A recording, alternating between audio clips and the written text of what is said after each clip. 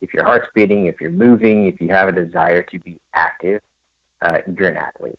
And then we want to help you with the next steps so you realize that as well. You are listening to the Two Disabled Dudes podcast. I'm Kyle Bryant. And I'm Sean Baumsart. Together, we're navigating life with disability. Welcome back to the Two Disabled Dudes podcast. This is episode 23. Today we're going to be talking about equipment grants and specifically the Challenge Athletes Foundation equipment grant. But before we get started, Sean, how's it going? What up, Kyle? It's going great. Glad to be here again. Awesome. Sounds good. So in 2006, I started riding a trike, and I loved it. But it wasn't a high-performance machine that I needed to accomplish the athletic goals I had for myself. And the one I needed cost about $3,000, and I don't have $3,000 just laying around. I don't know. Do you, Sean? Nope. I did once. Yeah, but you lost it or something? What happened? I don't know. I bought a house or something stupid. Okay. Actually, last time it drew, I bought a car. Oh, yeah. So there it went. Yeah. It's all right. So I had this trike in mind that I wanted, and that would allow me to go further and faster, but I didn't have the money, right? So a friend told me about the Challenge Athletes Foundation and their equipment grant program, and it kind of blew my mind because I didn't have any idea there was anything like that out there. And he had received a Challenge Athletes Foundation grant for like super sweet like hand cycle and some awesome really fast wheels or something.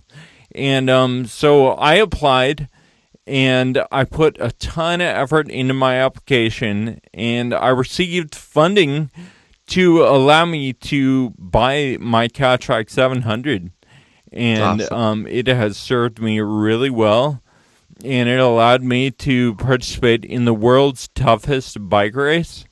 And so the grant cycle for the Challenge Athletes Foundation for this year, it opened a few weeks ago, and so we wanted to feature the Challenge Athletes Foundation and talk about the grant cycle a little bit, and just talk about the organization. So joining us is Patrick Lawrence. He is Senior Program Manager at Challenge Athletes Foundation, and he is going to tell us a little bit about CAF and Access for Athletes. So welcome, Patrick.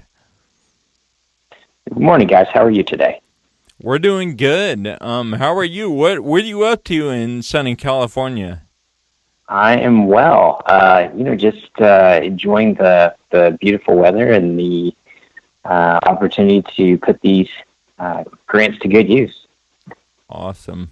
So you're in San Diego, is that correct? I am. Yeah. I've been in San Diego for a few years, and with CAF for 2 of the 3 years that I've lived here in San Diego. Nice. So do you enjoy the beaches down there?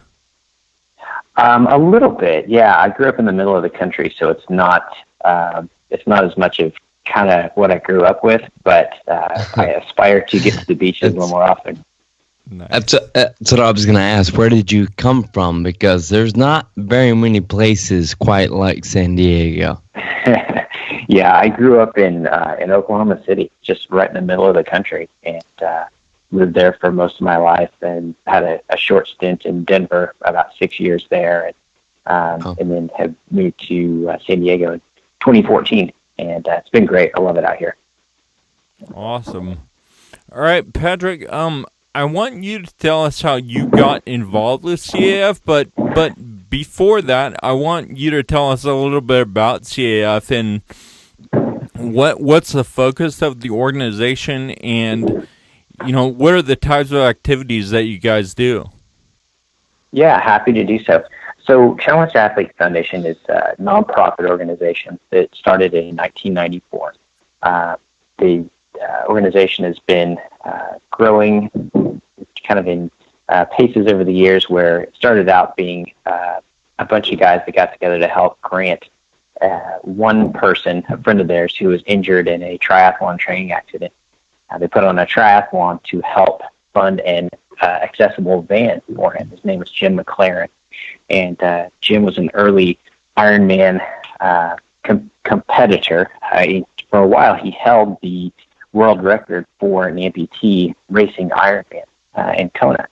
And so he had a training accident after already becoming an amputee that forced him to require a wheelchair for mobility. He needed a van to get around. So three of his close friends in the tri community put together a triathlon in San Diego, which really kind of equated to the first grant that CAF ever gave.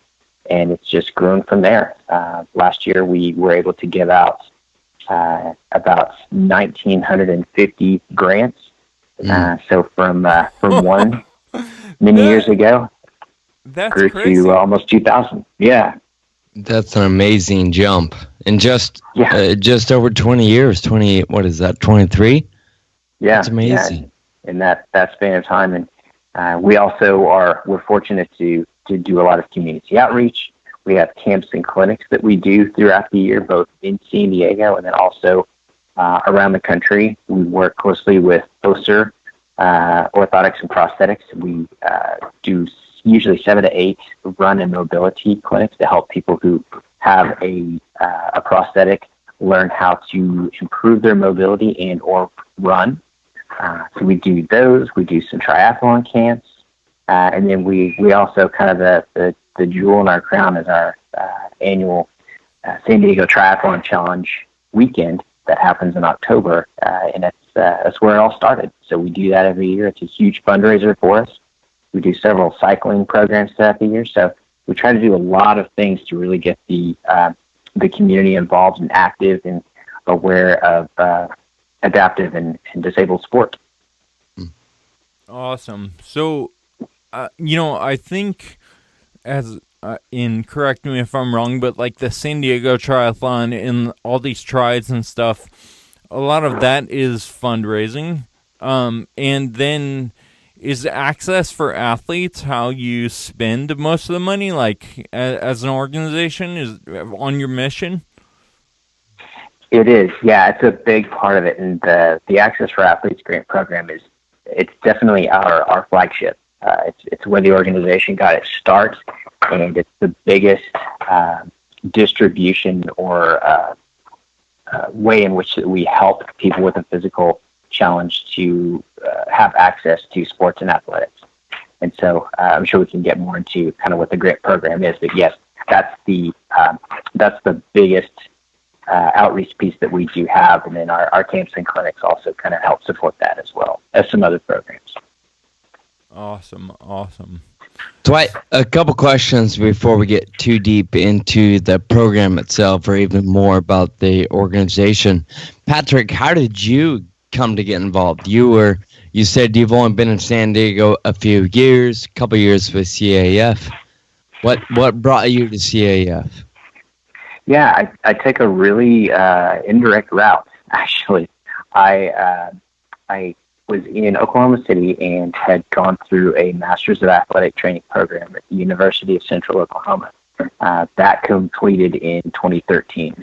I was kind of in the midst of a career change and something I had always wanted to do. And so once I finished that program, there was an opening for an athletic trainer to help cover the national men's and women's sitting volleyball program, which was hosted at the University of Oklahoma. That was the official residency training site for that program at the time. And I don't know if you guys are familiar, but Paralympic sitting volleyball is obviously a Paralympic sport.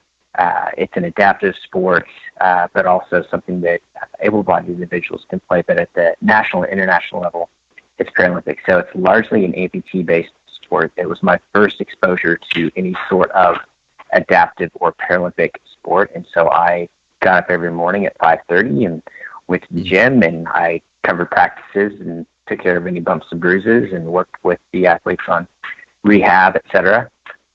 While I was doing that, I worked with the gentleman who now works with me at CAF, or I now work with him, Travis Ricks. And Travis has been at CAF for 9 years now, and he's on the men's national city volleyball team. So when I moved to San Diego after a year covering the teams in Oklahoma City, Travis was my only connection in San Diego. And so I kind of reached out to him and said, hey, let's get a program going, to help you train, for national team competition, and then also just to kind of get something going in the community. I really didn't have a job at the time. And so I worked with Travis on that sitting volleyball program in San Diego. We continued to kind of work together on some CAF stuff with myself in more of a volunteer role. And then about 2 years ago, this time on the calendar, they needed some help on a part-time basis, which turned into a full-time position, and here I am. Been doing it for 2 years. Awesome. I love that. So what do you, I think CAF, the mission, it seems to me, in everything you do, and correct me if I'm wrong, is the mission is sort of like to show people that it's possible and to get people moving, right? Absolutely. Yeah. So why is that so important? We really do organizationally feel that sport and activity and athletics are essential to life. It's not something that should be, it's not frivolous. We see it as a valued and very important part of each person's existence. And the problem that a lot of people encounter is that, if you're someone who has a disability, there are barriers that an able-bodied individual may not have. And when it comes to funding for equipment, especially that you might need in order to participate in a sport due to a disability, your insurance isn't going to help pay for that. There are multiple barriers that prevent that. Insurances won't pay for a running prosthetic. They won't pay for a recumbent trike or a hand cycle, which is very frustrating for the people who really need to get those in order to participate in the things they want to do. And so that's kind of where we come in. We help with funding for adaptive equipment or non-adaptive equipment, the things that people do need to get involved in sports and athletics. And then additionally, we help fund coaching and training expenses through the grant program, as well as travel and competition expenses. So we really try to help remove some financial barriers through our grant program that get people active and involved in sports and athletics at every level, from someone who's just getting started to Paralympic level athletes. Wow. Nice. It's pretty amazing overall program when you think about it. A lot going on. So, Patrick, you mentioned a few different things, running legs and recumbent trikes and training fees and stuff like that. I know that's not all. Can you give us a few more details on some of the stuff that you fund through Access for Athletes? Yeah, absolutely. So when we look at our grant program, we really break it down into kind of three buckets, if you will. So the first being an equipment grant.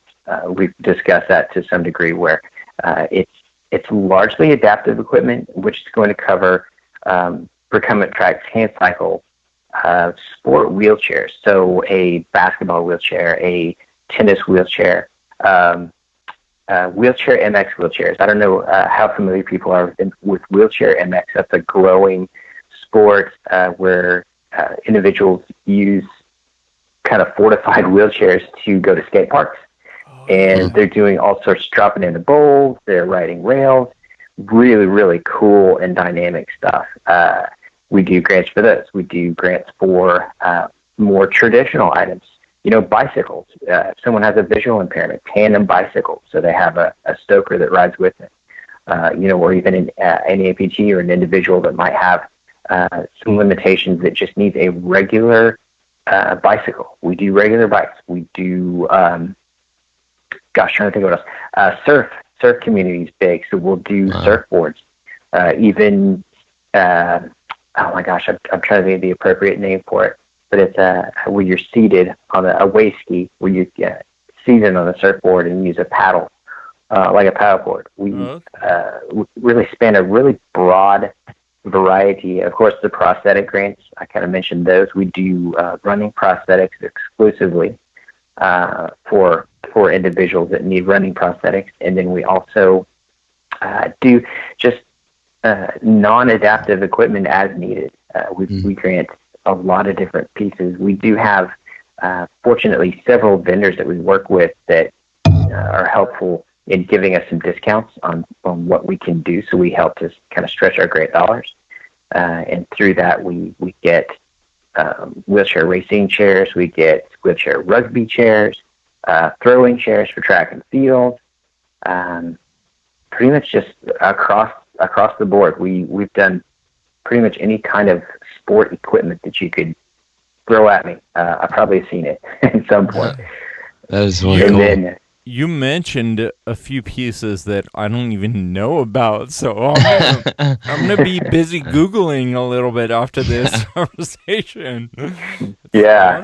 When you get to the application form, we've got a pretty extensive drop-down list of all the things that we're able to offer through our vendors, and if we don't offer it, then you can write it in, and we'll do our best to help you fund at least some of it, if not all of it. So, yeah. Cool. So the other two buckets, if you will, are where I mentioned the coaching and training fees option, and that is can cover a personal trainer, gym fees. It can cover training equipment. To some degree, we won't get real deep into that because it's a little more equipment oriented. But if you need some help, kind of doing coaching training. If you're an athlete that needs to hone their skills a little bit more, maybe paying for a coach that's going to help you to get faster, get stronger, whatever the case may be, and we can offer that as one of our grant options.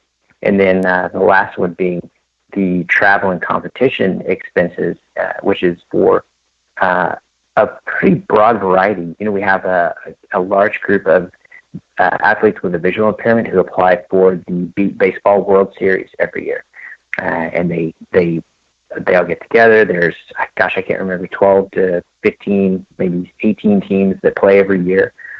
Beat Baseball. There's a blind bowling national tournament every year. There's a lot of the qualifiers for the junior track and field circuit. So National Junior Disability Challenge in this year it was in Wisconsin. The Endeavor Games is an annual program that happens in Edmond, Oklahoma every year.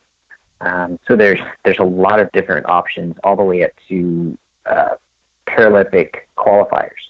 We get requests for just about anything and everything to help people that want to compete to get to their events and to compete in them. And so the grant in that case would cover flight or rental car, hotels,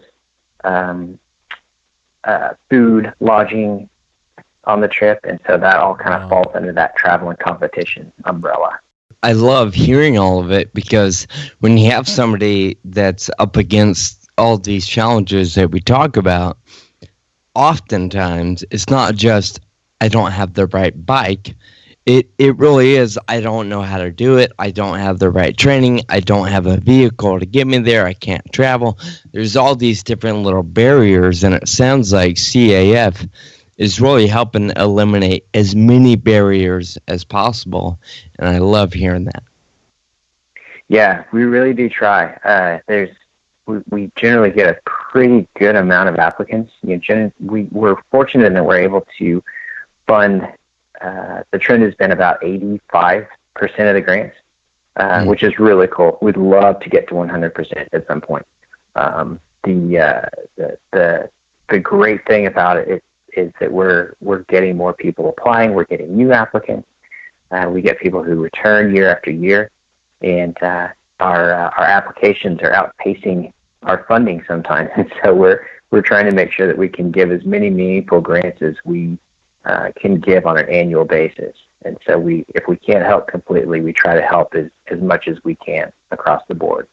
That's so great. And, the thing I love about, you were listing all the different things that you guys have funded before, and the thing I love about that conversation, that hearing you say all those things, is that, like, when you're disabled, say you get injured or diagnosed with a disease, or, for whatever reason, you feel limited, and that's the overwhelming feeling. And when you hear about, like, for me, I never knew that it would ever be possible for me to ride a bike under my own power again. And when I saw somebody on a trike, and I was like, oh my gosh, I think I can do that. And so I think a lot of times for someone with a disability, it's just a matter of being like, hey, this is possible. You could do this. Why don't you give it a try? And I love that about what CAF is doing. And in a lot of the social media stuff, too, you see people that are running, on a prosthetic leg or, riding a hand cycle or something. And it's like, wait a minute. Like, I might be able to do that and have a lot of fun and not feel so limited. I love that.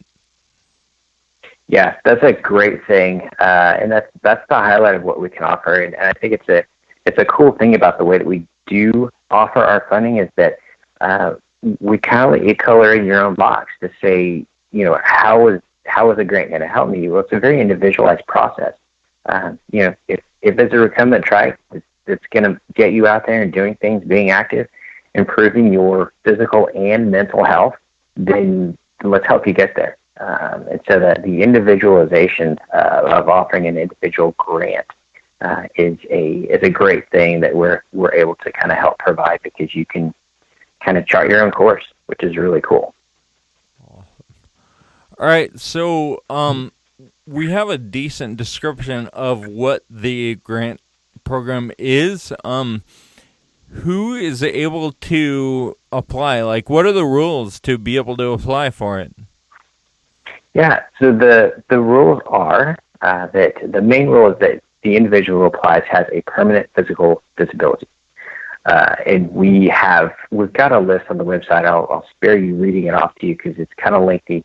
But it's the short version is that if it's an individual that requires some assistance because of a physical disability, then we consider you eligible for the application process. There's a few forms that are required as you fill out the application. Primary of those being the medical letter of reference from a physician, nurse, OT, PT, prosthetist, someone who can vouch for the fact that the individual does have a permanent physical challenge.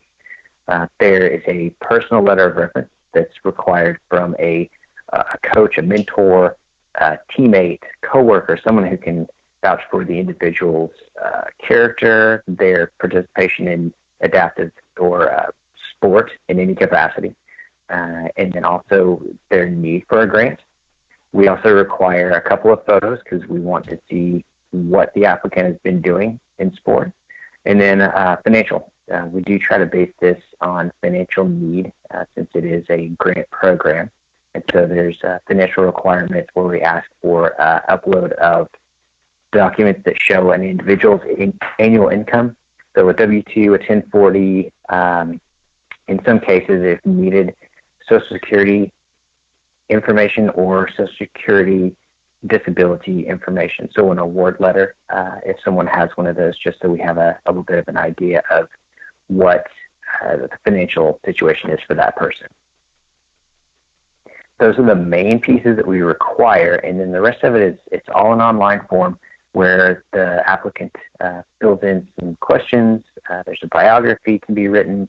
There's some other aspects that kind of help us get a picture of who that person is and how sports and athletics affects their life and how he or she could benefit from a grant. Nice. So, I know there's some wheels spinning out there in people's heads, hopefully, who are listening to this right now. So where can they go online to find out more, or maybe even start an application? Because I believe the application opened on September 1st. Is that correct? Mm-hmm. That is correct. Yes. And the easiest thing to do is just go to our homepage. There will be, as you look across the top of the screen, there'll be a tag that says Programs.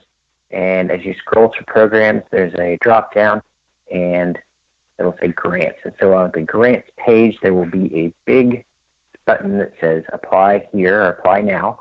And that'll take you to a link that will open up the application form. That's the easiest way to get there. And then once the application form has been accessed, the applicant enters a email address and a password, and you're off to the races. You start filling everything out. There's several upload tasks.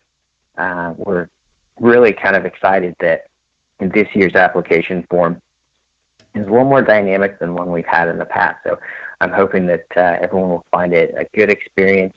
It's a little more friendly with mobile devices now, phones and tablets, because not everybody has laptops and desktops, and so that was a consideration in how we created the form this year. So I'm looking forward to seeing how it's received by the community, hopefully favorably. So the application process is open right now. When does it close? December 1.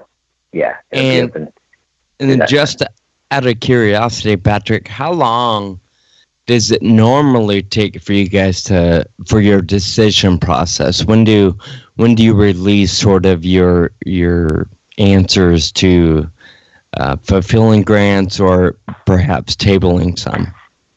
Yeah, that'll all come out in early April.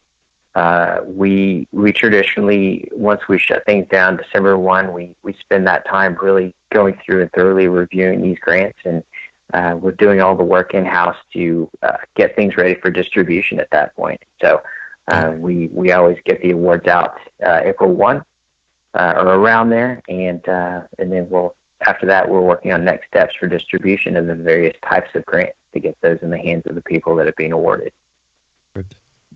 You know, you were talking about the online dynamic application and, mobile and stuff, and I was thinking back to my Challenge Athletes Foundation grant, and when I applied, I did it on paper. I literally put together a package of paper and had my mom fill it out because my handwriting's not very good. And, put it in the mail, and someone physically held it and looked at it. Kyle, how old are you, man? No, I'm kidding. No, that wasn't that long ago. That was 2009, so.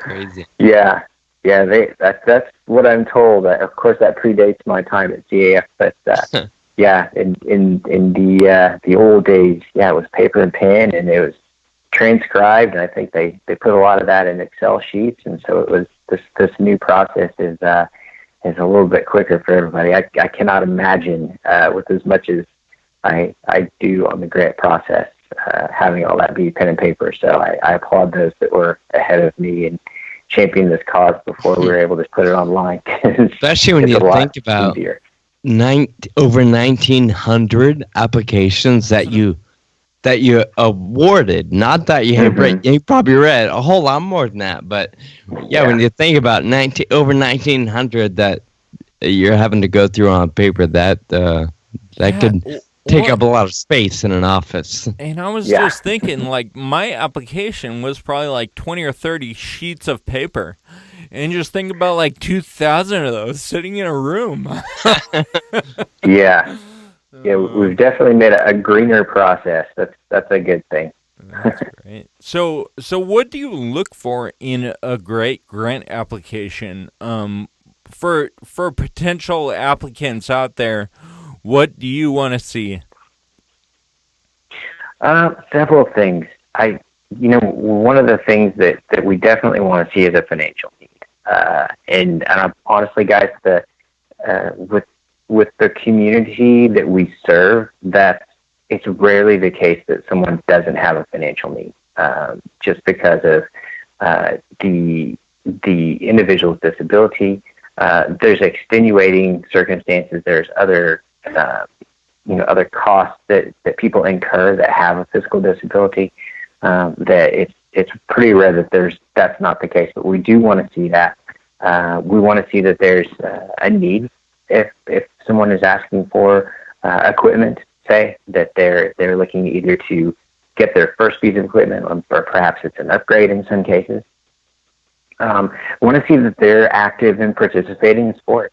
And there's a common misconception about CAF that we only fund high level athletes and Paralympians, and that's not the case at all. That's probably a lower percentage of the athletes that we fund are kind of in that elite and higher status.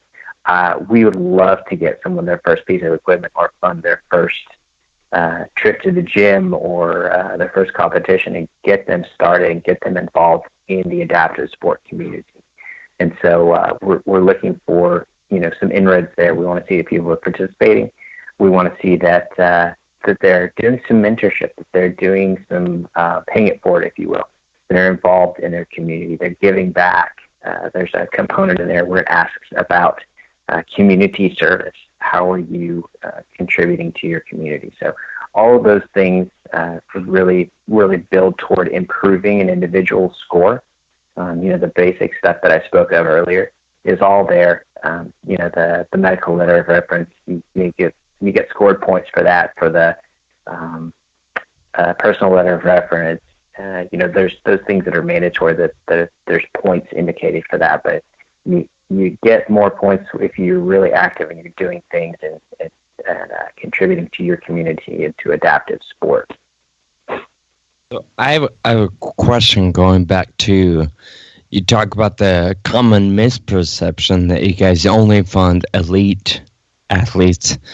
When you talk about wanting to help fund the first trip to the gym or the first piece of equipment, how are you guys considering or looking at the applications in that regard? Because I also know the application process wants to know what you're doing in the world of sport. So are you guys looking at maybe how people convey their goals to be involved, or how are you helping make the connection there between wanting to do sport and needing the first piece of equipment to carry through with that desire? Yeah, you bet. And there's a section in there where it asks about short and long-term goals. And so that's definitely a part that we take into consideration, kind of where you are on your athletic journey. Are you just getting a start? If you are and you need help, we want to further that. We want to give you the opportunities to keep moving forward. If you're on the cusp of making a national team, we want to help with that too. Like I said, guys, it's rare that we decline a grant. We want to help you at whatever level you're at as an athlete. We want to get you. We want to keep you involved or get you to that next level.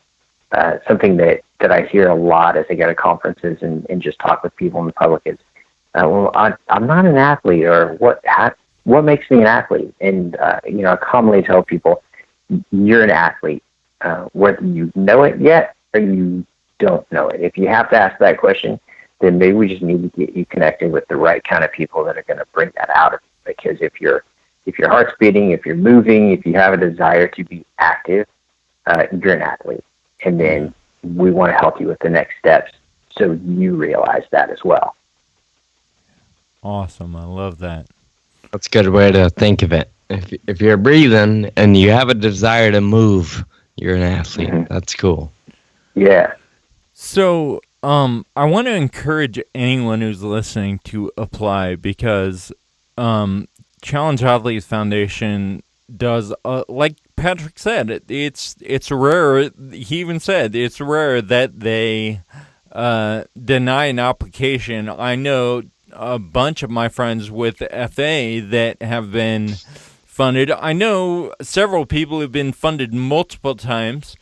Patrick, Patrick, how much money does CAF dedicate to Access for Athletes every year? It varies a little bit. The past couple of years where I've been involved, we've given out, and all, not just Access for Athletes, because we grant in other areas as well. So I'll give you kind of an overview. But I think the past couple of years we've given out in the neighborhood of about $3.2 million in grants.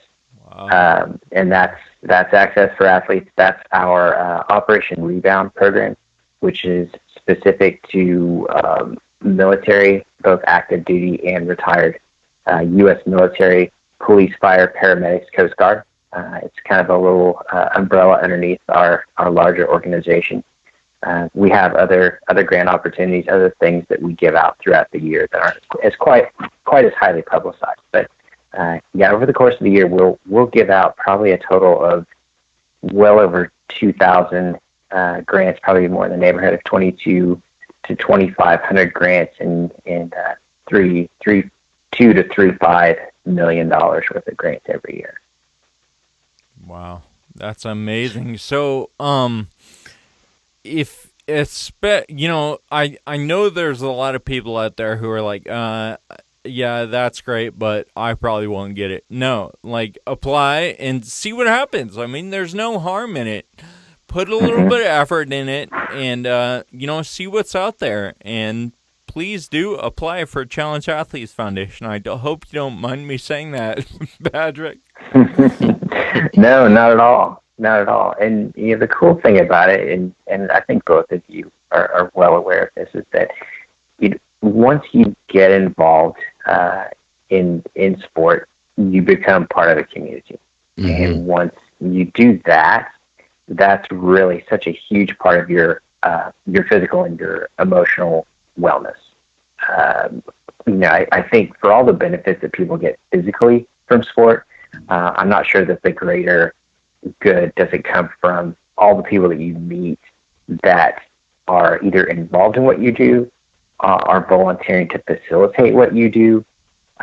That's really where we see some amazing connections made. And I'm blown away in just a couple of years of doing this at how supportive, how loving, how welcoming this community is, and getting people involved in adaptive sport. And it's something that I've, after having a couple of different career changes in my life, I'm finding that this is really something I want to stick with and something I'm really passionate about, because it's one of my colleagues said in an email this week something I thought was very, very poignant, and something to the tune of remember that you get to distribute joy as a career. Yeah. In doing what it is that we do, you facilitate that process. And so that part of it is really cool. We have our annual triathlon challenge. We have families that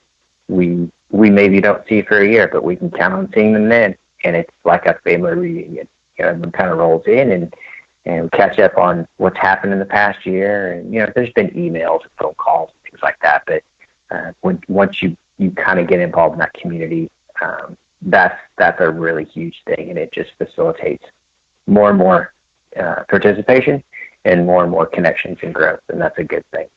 Yeah.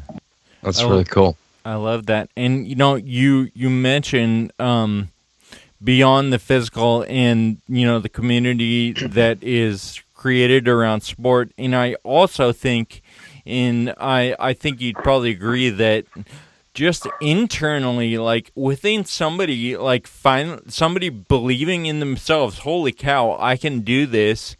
And, just feeling so much empowerment. I think that for me, that was a huge part of what it means to be involved in athletics, and to think of myself as an athlete. What? Like that? I didn't think I was an athlete. I'm disabled.